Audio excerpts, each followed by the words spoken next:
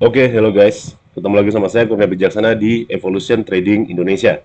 Oke, di video kali ini saya akan bahas tentang outlook aset kripto di bulan November atau di penghujung tahun 2022 ini ya.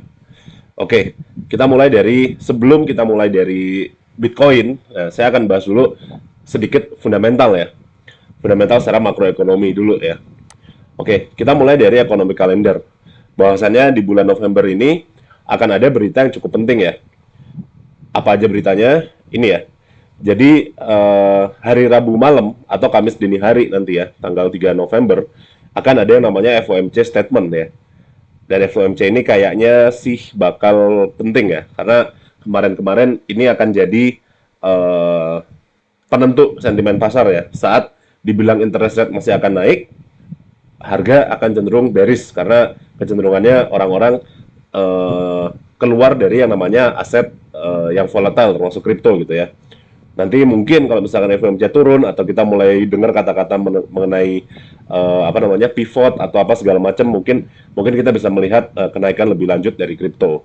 But overall mungkin hari Rabu kita akan melihat pasar yang agak-agak nggak jelas. So hati-hati, tetap manage resiko kalian kalau misalkan mau trading nanti ya, kayak gitu ya.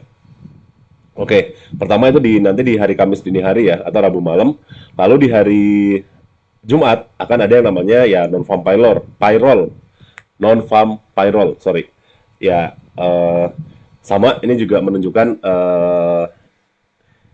sentimen pasar terhadap USD ya, USD yang nanti kelanjutannya akan ke aset-aset yang berlawanan dengan USD seperti emas atau Bitcoin. Kita lihat bahwasannya forecastnya perkiraannya 200.000 ya untuk non-farm payroll dan previousnya 263.000. Berarti di bulan lalu 263.000 pekerjaan di luar sektor agriculture dibuat atau terbuka di Amerika. Perkiraannya mungkin akan turun. Nah, kalau turun ini kan berarti sedikit lebih jelek daripada sebelumnya ya. Nah, itu mungkin bisa jadi positif buat kripto dan mungkin emas nanti ya. Tapi di sini kita masih belum tahu ya. Fed interest rate decision yang termasuk di FOMC kira-kira berapa? Kemarin kan kita di 3,25. Kalau misalkan ini lebih gede lagi 4%, berarti bisa jadi bearish buat kripto. Tapi kalau ternyata lebih kecil, bisa jadi bullish buat kripto. Seperti itu. So, saran saya adalah nanti untuk di hari Kamis mungkin yang trading futures bisa dijaga dulu capitalnya, yang tradingnya spot juga ya hati-hati juga ya gitu. Oke, nah dari sini kita coba lihat ke DXY ya, atau indeks dolar. Saya punya chart 1 bulan di DXY dan sebenarnya saya rasa DXY masih bisa naik walaupun sedikit lagi ya. Kenapa saya bilang gitu? Karena saya sebenarnya ngelihat dari sini aja sih. Nah, mungkin 120 atau 121-an ini adalah saat dimana turning point bagi DXY ya. Dan sekarang masih menuju kenaikan di DXY. So, kita masih bisa bilang belum ada tanda-tanda penurunan minimal di chart 1 bulan ya. Tapi kalau kita lihat di 1 minggu, sorry, sebenarnya kita bisa lihat ada potensi koreksi untuk DXY, yaitu sekitaran di area sini. Ini saya bikin kotak aja di area sekitaran sini. Ini kita berpotensi melihat DXY untuk ke arah sini. Kenapa? Karena ini adalah area resisten yang sudah ditembus. Mungkin akan retest lalu balik ke atas. Cuman ini masih belum ada konfirmasi untuk ke situ. Itu baru tanda-tanda dulu aja ya. Kita lihat lagi di 1 hari untuk melihat kira-kira seperti apa. Nah, sebenarnya kalau dari sini kita masih bisa melihat sampai 121 tadi. Tapi dengan catatan ini akan membentuk calon pola ya. Gini. Nah, jadi untuk sekarang DXY masih kurang lebih di dalam limbo ya, maksudnya kita belum tahu arahnya mau kemana, kecuali pola ini sudah di breakout. Untuk breakout pola ya kita bisa melihat sampai 121, yang mana ini bisa jadi apa namanya kurang bagus buat kripto dan kawan-kawan ya gitu. Tapi kalau masuk ke sini kita bisa lihat dia akan retest ini bisa jadi bullish untuk kripto dan kawan-kawannya. Mungkin kalau melihat tanda-tanda kita lihat di kalender ya, 3 November 2022 ya, jam 1 malam, atau kalau di sorry, 1 dini hari ya, atau kalau di pasar DXY dan waktunya UTC, kita kita bisa lihat berarti jam 1 itu berarti hari Rabu, kurang lebih Rabu malam ya, yang mana mungkin ada di sekarang kita di Senin, Selasa, Rabu di sini. Kita tinggal lihat dia dari sini. Kalau misalkan dia berhasil break ke bawah, ya berarti akan jadi sesuatu yang bullish ya. Tapi kalau dia break ke atas, untuk kripto mungkin akan jadi jelek. Tapi overall, ekspektasi saya adalah dia masih akan berada di dalam limbo ini atau dalam gonjang-ganjing di sini minimal mungkin sampai akhir November ya. Dari situ kita bisa lihat clarity yang lebih jelas lagi. Karena kalau kita gambarin kurang lebih proyeksinya mungkin seperti ini, dia gonjang-ganjing di sini ya. Yang mana ini minimal sampai akhir November gitu. So untuk DXY sebenarnya belum ada tanda-tanda yang terlalu wow untuk apa namanya untuk menentukan apakah kripto akan bullish atau enggak. Tapi pada dasarnya kita bisa lihat bahwa ya udah kita tunggu tanda-tanda dari DXY seperti apa DXY. Tapi untuk sekarang kita analisa aset kripto itu dengan teknikalnya sendiri-sendiri gitu ya. BTC kayak gimana ya, kayak gimana, jadi pure technical dulu. Nah, tapi sebelum itu kita juga lihat dulu, ini saya ada SP500 ya, dan ini dari TradingView, dia nggak ngasih yang candlestick, sebenarnya ada sih kalau misalnya kita bisa pakai yang lain, tapi saya mau lihatnya yang dari sini aja, biar nggak terlalu jelek. Kalau candlestick kan kadang-kadang suka kepotong-potong, karena ini kan saham ya. SP500, indeks saham Amerika, 500 company top Amerika. Biasanya ini tuh ada korelasinya dengan Bitcoin. Saat Bitcoin lagi saat SP500 naik, Bitcoin akan naik. Saat SP500 turun, Bitcoin akan turun. Ini secara historis ya, kayak gitu. Nah, sekarang kita bisa lihat dari akhir September sampai sekarang itu SP500 sedikit apa namanya naik ya. Tapi naiknya itu kita harus hati-hati karena dengan ini naik banyak kripto juga naik ya. Kemarin kita lihat walaupun naiknya baru-baru ya, belum terlalu lama, perhatikan bahwasannya SP500 ini sedang calon reversal, karena ini bisa dibilang low-nya atau rendahnya ini kurang lebih sama gitu, tapi masih belum. Nanti kita bisa lihat bahwa dia akan bergerak trennya atau berganti trennya jika puncak yang ini sudah terpenuhi. Jadi begitu sudah ada kayak gini, terus nanti dia gini misalkan ya, nah itu kemungkinan besar apa namanya puncak atau tren naik akan sudah dimulai, dan itu kita bisa melihat bullish lagi buat kripto. Tapi itu masih belum kejadian. Dan kalau kita ngeliat trend line di sini, kita bisa lihat di sini bisa jadi calon ada rejection ya. Mungkin akan begini juga masih bisa. So untuk beberapa hari ke depan ya minimal sampai tengah bulan November ini juga kita perlu waspada ya. Minimal kita cek sekali-kali SP500 itu seperti apa. Kalau di XY menurut saya mungkin kita masih aman sampai akhir bulan, kecuali besok atau pas nanti NFP atau segala macam dia break dari salah satu ini ya, kayak gitu. So hati-hati di situ. Dan ini SP500 juga ya kita cek aja sekali-sekali ya, kayak gitu. Terus kalau nggak salah masih ada economic calendar lagi, yang satu lagi event penting itu tanggal 10 nanti CPI ya, inflasi. Jadi inflasinya tahun ke tahun itu berapa dolar nih? Kemarin kan 9 kalau nggak salah ya, beberapa bulan yang lalu. Dan sekarang kita mau lihat kalau misalkan dia di bawah 8, mungkin akan jadi sesuatu yang bullish buat kripto gitu. Kita lihat aja nanti seperti apa. Gitu.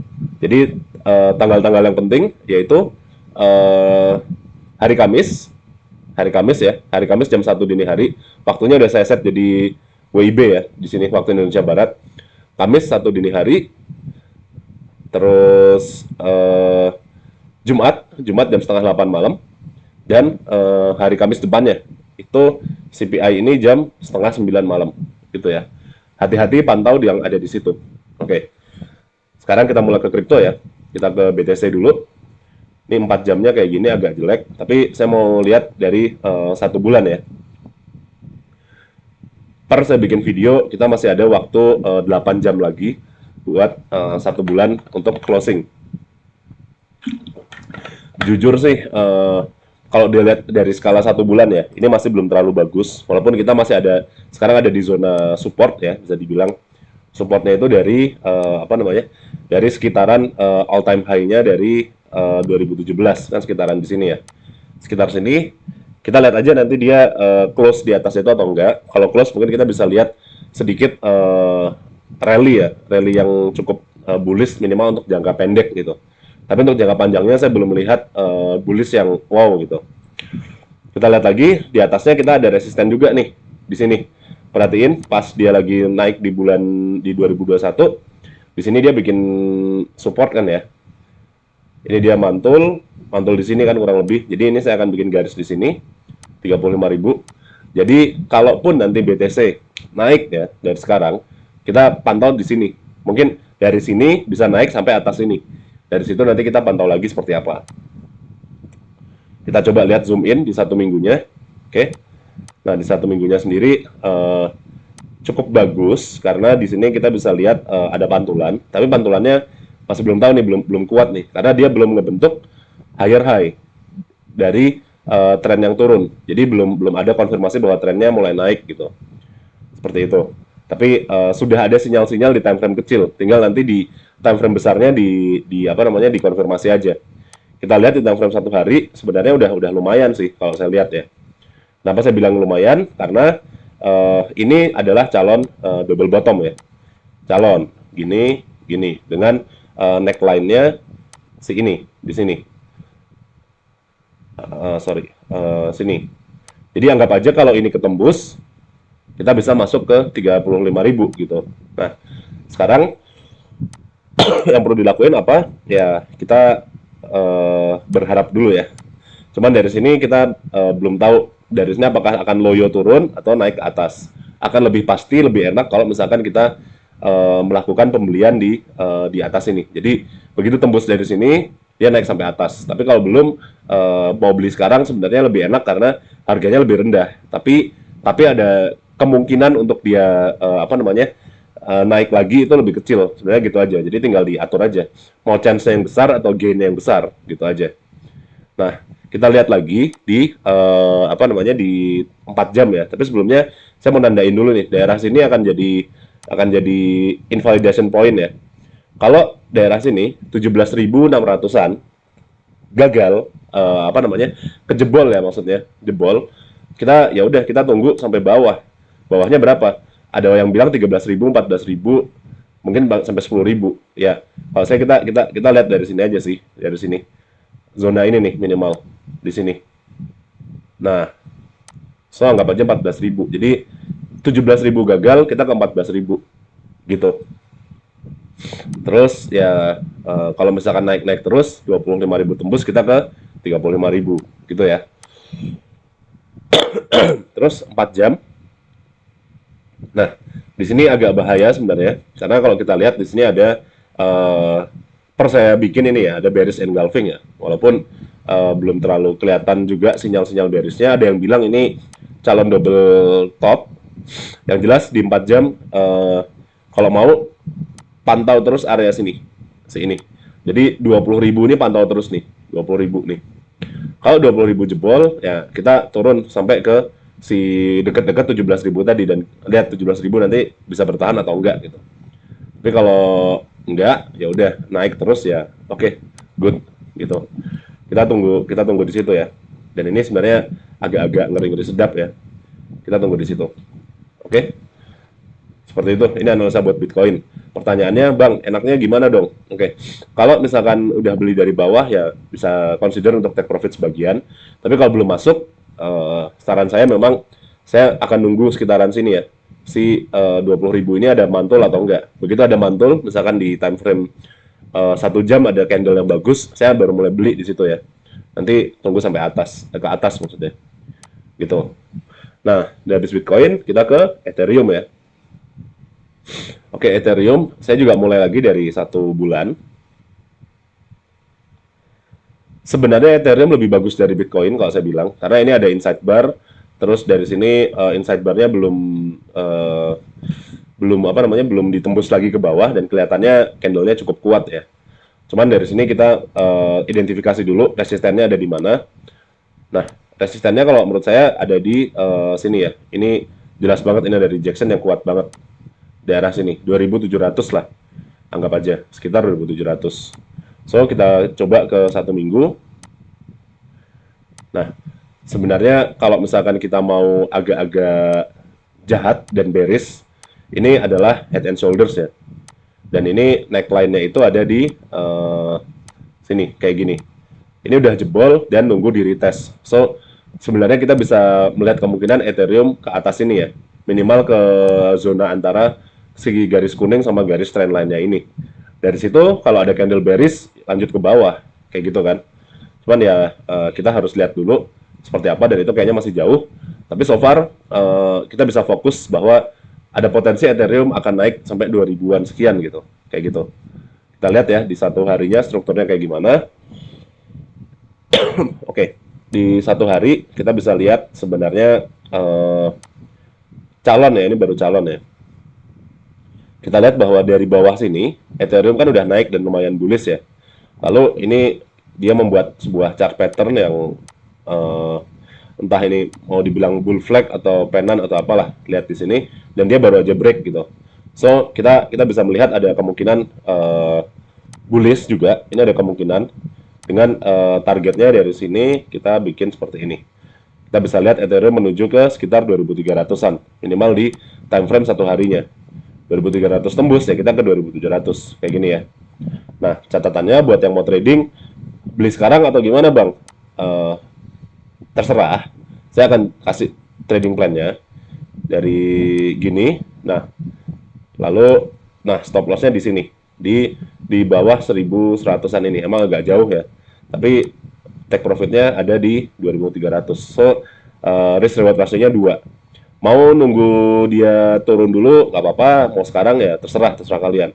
Pokoknya analisa saya akan invalid begitu Ethereum tembus 1170-an tadi. Mungkin bisa masuk di misalkan di sini atau gimana, atau nanti tunggu misalkan dia bikin higher low ya. Ini kan udah udah higher high ya dibandingin yang ini. Misalkan dia udah bikin pantulan gini baru masuk, terserah. Kayak gitu. Lanjut ke atas nanti. Tapi kalau misalkan nggak turun-turun, turunnya nggak naik-naik, nggak balik-balik, ya udah diem aja. Jangan jangan maksain masuk gitu. Oke. Jadi untuk kripto dan beberapa sedikit fundamental, sekian dulu, dan terima kasih udah nonton. Jangan lupa subscribe channel Evolution Trading Indonesia ya. Terima kasih telah menonton dan sampai jumpa.